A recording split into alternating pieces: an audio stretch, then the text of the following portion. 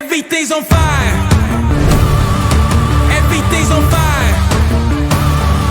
Everything's on fire. What's up, Heat Seekers? It's Sunday night.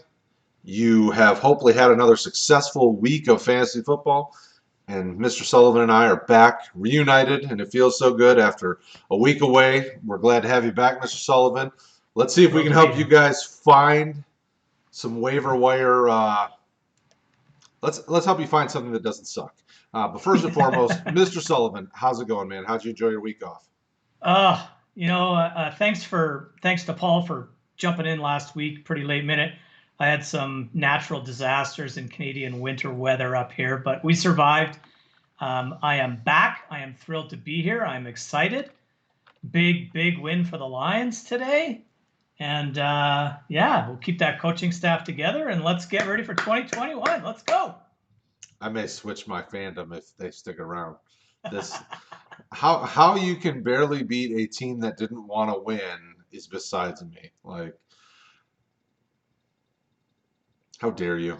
And then to do it on the leg of Matt Prater, who's looked like trash most of the year. It's like, really, Lions? Harder, man. That was big. They're gonna nice win.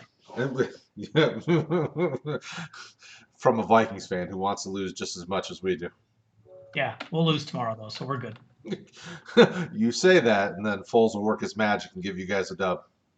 Bears own Vikings. We'll lose. We'll be okay.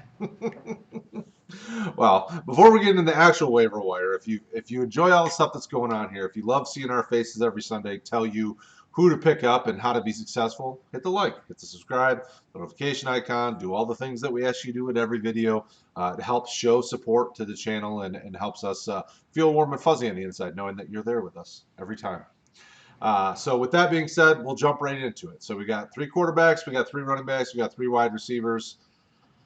Oh, and we got 3 tight ends. So we'll get you a little bit of action. Barely, but yeah, we do. We're scraping the bottom of the barrel, but we are grabbing, and we'll see what we can do to help you out. Yeah. So at quarterback, we got 3 of them. We got Alex Smith of the Washington football team, who looked like he was old Alex Smith against the Lions, throwing for over 300 yards and laughable at best. But either way, we got Tua, who is looking like the real deal like the rest of these rookie quarterbacks. And we got Derek Carr of the Las Vegas Raiders. So all these guys are under 50% ownership in ESPN and Yahoo. If you need quarterback help, these are all certainly playable options. Mr. Sullivan, what's your take on these guys? It's getting late in the year, right? And this is more... I think it's more streaming list than it is guys you're looking to add for late runs. Alex Smith looked good-ish today. Like, I think he looked good for the majority of the game. He couldn't really seem to finish drives for the football team, but, almost 400 yards passing. He's getting a lot of productivity out of Terry McLaurin for sure, but a little bit from the supporting cast of the Sims and the McKissicks and guys like that. So I don't love Alex Smith, but he's got some nice schedule. He's got the Bengals and the Cowboys in his next 2. Doesn't get much better than that, especially Thanksgiving Day against Dallas. Tua just looks like he's more and more comfortable with each passing week. They don't ask him to do a lot. He doesn't need to do a lot, but they're winning football games. But a couple 100 yards, 2 touchdowns. You could do a lot worse than that. What is his schedule? Broncos, Jets, Bengals for the next 3. So again, not too shabby. And Derek Carr was bad this week, but he's been really good this season. And I like the way that Gruden's got him going. Waller didn't do much today, which is probably why Carr wasn't very good today. But I think if you're in a pinch and you need to backfill your quarterback, if it's a bye or it's an injury, if you're the Drew Brees guy, then Derek Carr, I think, is serviceable. What's your take on these 3? Yeah, I mean, in my mind, it's probably Tua, Carr, Smith. Yeah, that's fair. I mean, unfortunately, if you're having to start these guys, then you've dealt with an injury, or maybe you were the guy that took a Goff or somebody who's just not been really performing great, and you're saying, okay, I'm looking at matchups and trying to figure out how to win each week. on a matchup. So, I mean, these guys will help you in that case because they all have soft schedules. Alex Smith, you have to be careful. For him, it's going to be pure volume. He has to throw 40 to 50 passes for you to really have a successful week because he dumps off a lot to the running back. He does a lot of short stuff, and it's like that just you don't see big plays with him, which just isn't exciting. Now, is it a product of him still trying to work his way back? Maybe he pushes the ball down the field, but he's never really been a huge deep ball down the field pushing the ball type guy. He's always been a very traditional West Coast type quarterback where he gets you short to medium type passes on a regular basis. So I wouldn't lean on him if you're desperate. If you get one of these other two, I'd go for them first. I think one other little note there, I mentioned Drew Brees' injury today, was knocked out late in the first half, didn't come back out for the second half, and we saw Jameis Winston for the first time this season. He didn't throw a pick. He was like 6 of 10 or 6 of 8 for 70 yards or something along those lines. Maybe something to consider. Josh Allen's on bye next week. He's the only relevant quarterback on bye. So maybe if Brees is out, I don't know who the Saints play off the top of my head, but who knows? Jameis can high ceiling, low floor. Right, for sure. Kind of guy. He's got a bigger arm than all of these guys that we just mentioned. 100%. So, that would help our Michael Thomas shares and some of these other guys that have just been kind of disappearing here lately. Yeah. All right, so at the running back, so we've got a couple names that we've mentioned previously in Wayne Gallman and Savan Ahmad from the Dolphins, and then we've got Nikhil Heinz, who appears to be the most dynamic running back in Indy, which is completely out of left field. Jonathan Taylor's their best back, but Nikhil Heinz is their best fantasy producer as of late. Wayne Gallman, 2 touchdowns. He appears to be their best running back right now with his ability, but he's not getting a ton of yardage, but he's getting the touchdowns, which are helping. And then Ahmad has looked good. I mean, I think he looks better than Gaskins in that same role. So he could continue to push for playing time for the rest of the season. But what's your take, Mr. Sullivan? Well, I'll start with Gallman. Back-to-back 2 touchdown games in consecutive weeks. Alfred Morris is a complimentary piece there, but it looks like Gallman's the guy, especially at the goal line. Mm-hmm. Gallman loves his Superman up and over into the end zone. He's pretty good at it. So as long as they're playing teams where they can get the ball into the red zone, I like Wayne Gallman a lot. Like, you're right, he didn't do much. He had 14 carries for 60 yards. Sullivan's an interesting cat. Like, he looks really good on the field. I think the only piece that separates Ahmad from Gaskin is he doesn't seem to be targeted or catching any passes out of that backfield. But other than that, when we talked about Tua not being asked to do a lot, it's because they're running the ball, they're controlling the game. And, he had nearly 100 yards today, and he looked pretty darn good. He scored the first touchdown. Mm-hmm. He doesn't look like a guy that should have been an undrafted free agent. He looks like a guy that should have been at least a day 3 pick kind of guy to me. And Heinz, I don't know, man. Like, I don't know what to say about Indy. They really strike me as a hot hand approached running back. And, whoever gets it, they're going to roll with. And that seemed to be Heinz was out of his mind on Thursday. They just kept giving him the ball. Like, it was a little bit frustrating with Jonathan Taylor. He would get a touch and he'd rip it off for about 8-9 yards. And then he'd follow it up with a 7 or 8 yard catch. And they'd be in the red zone. You'd be like, here we go. And he'd come off the field and Heinz came on. So I don't know if Taylor's not conditioned to play consecutive downs on a long drive, but Heinz at the very least has to be owned with the potential that he has in that offense. So that's why he's on this list. I'd probably rank him second behind, is it Savan Ahmad? Is that how I say it? Yeah, I can't tell if the L's silent or not. I've been calling him Savan Ahmad if I don't mix them up. I was saying Ahmad Salvin last week, so. 3 weeks ago, I would have been, yeah, for sure. I love that guy. Right. He would be my top guy right now, followed by Gallman and then Heinz, and they're flip-flopping back and forth just because who knows? What do you think? Yeah. I mean, like, Heinz is the biggest boom on our list this week. If Heinz, when you look at his production this year, he's either getting you 20-plus fantasy points or getting you, like, none. I mean, it's right. It really is truly boom or bust. But at this point in the season, with all the injuries you've seen at running back, like, a guy like Heinz could save your season if he continues to have the boom weeks. but I don't see it every week. I mean, with Wilkins and Taylor, they're all getting action, and it's almost like the team is trying to figure out who the hot hand is, and then Yeah. each game they're all getting double-digit touches, and the one that gets the most that plays the best will get more, and it's so hard to determine. I mean, I was not considering the Colts a really solid play this week at the running back position, but then Heinz blows up, so it's like. Yeah. It's hard. It's truly, you really have to be desperate to want to try to play a guy like this because he's either going to help you or he's going to kill you.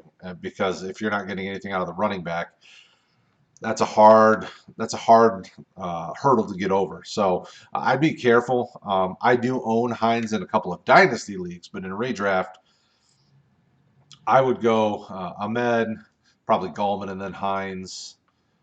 But even at that, I mean, Gallman, he's another one of those.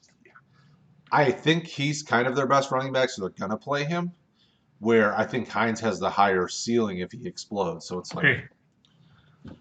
Yeah, I think Gallman's really matchup dependent. Like, if they're not going to score, he's not going to be even worth being on the field, right? So I agree. Right. So there you go. Just got to be careful either way. This is why you want to tune in Sunday mornings and get your lineup set with Rick and Bryce. I mean, this is what it comes down to. You get the whole week to figure out who you set, and then Sunday morning you hang out with us and we help you set it. So, all right. So at the wide receiver position, we have another guy on the Nikhil Heinz team that really should be owned and is probably startable, Michael Pittman. So he's been playing really well. We also have KJ Hamler and Cole Beasley. Oh, those two are a little bit more dangerous. Pittman, I feel comfortable saying you could probably play him as your flex and be pretty solid because Rivers is really starting to trust him and really starting to target him quite a bit. But what's your take, Mr. Sullivan? Pittman absolutely needs to be owned everywhere, and he's got a crazy low ownership. It's little over 4.5% on ESPN. I think about 7% on Yahoo. Now, I'm assuming after the performance that he just put up on Thursday night that he's going to jump up massively. So if you want Michael Pittman, now's the time. Easily looks like the best Colts wide receiver.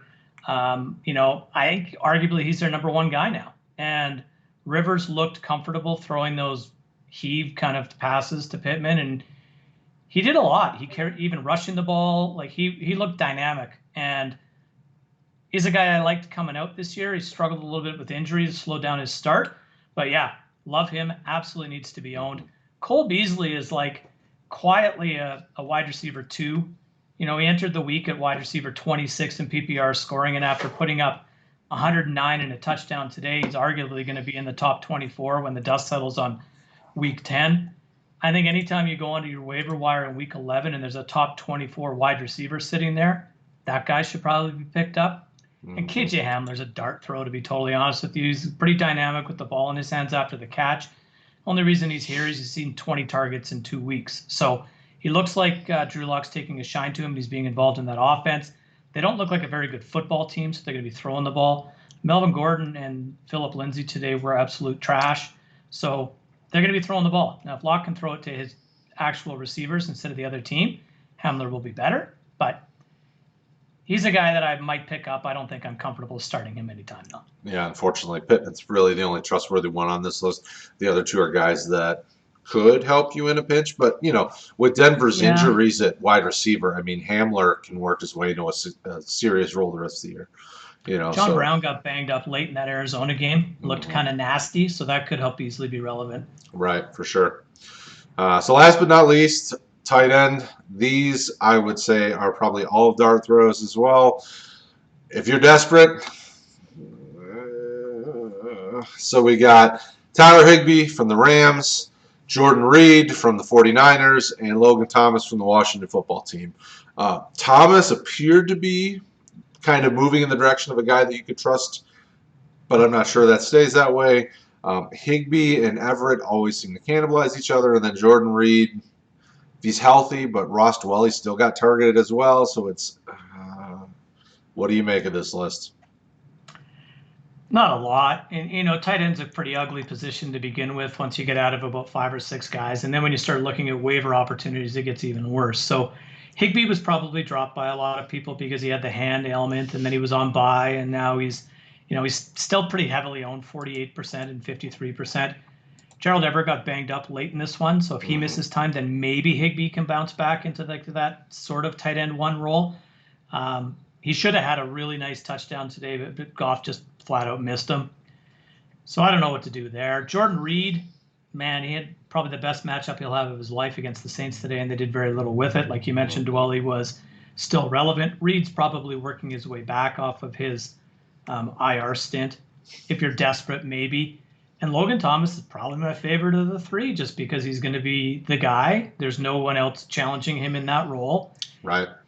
He, again, had a nice opportunity for a touchdown pass, and Alex Smith missed him today. So these guys aren't blowing the doors off of anybody, but,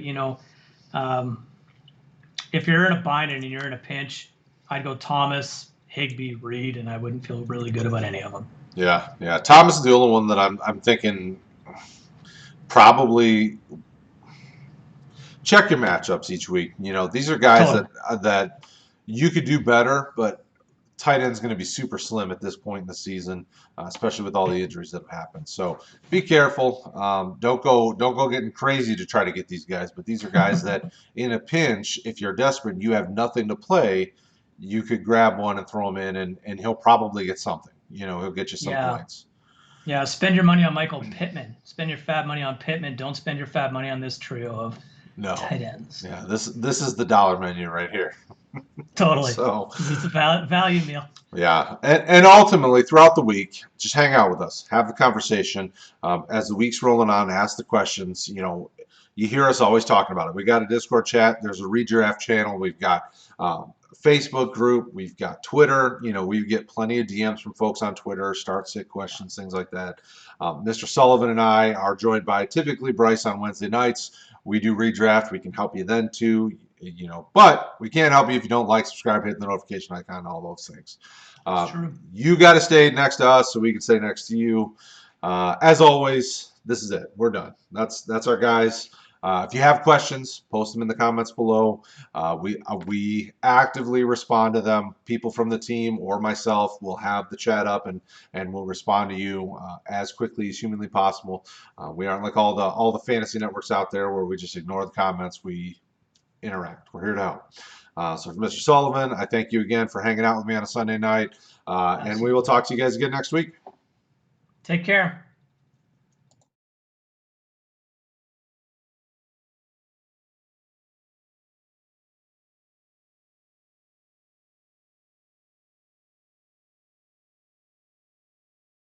Also, right there, playlist.